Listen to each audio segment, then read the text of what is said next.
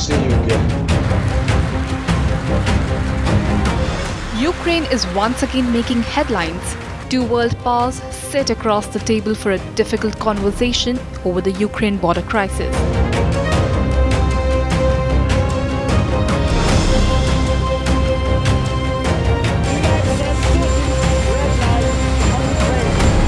The talks might be a first, but US and Russia are digging in their heels.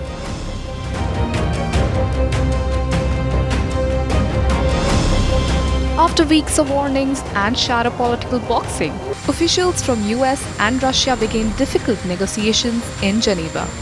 As the negotiations between two world powers rolled out, Washington hopes to avert the danger of a new Russian invasion of its pro-Western neighbor. The talks come amid Moscow troop build-up near Ukraine. US Deputy Secretary Wendy Sherman and Russian Deputy Foreign Minister Sergei Rykov. The talks between the two countries are aimed to reduce West worries of invasion.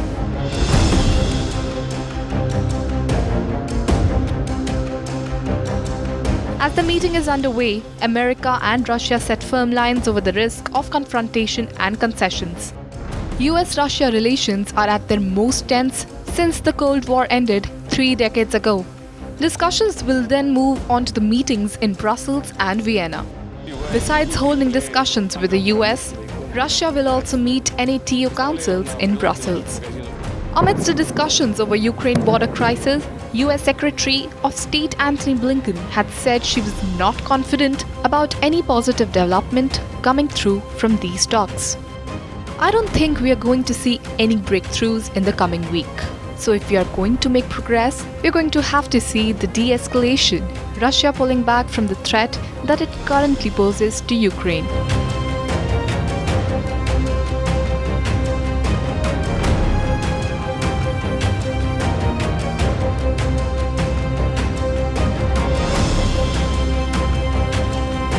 Meanwhile, nearly 1 lakh Russian troops gather within the reach of the border with Ukraine in preparation amidst the discussion between US and Russia. Ukraine shares borders with both the EU and Russia. It has deep social and cultural ties with the country. Russia has long resisted Ukraine's move towards Western powers and does not want them to join NATO. When Ukrainians deposed their pro-Russian president in 2014, Russia restarted and seized the southern Crimean Peninsula.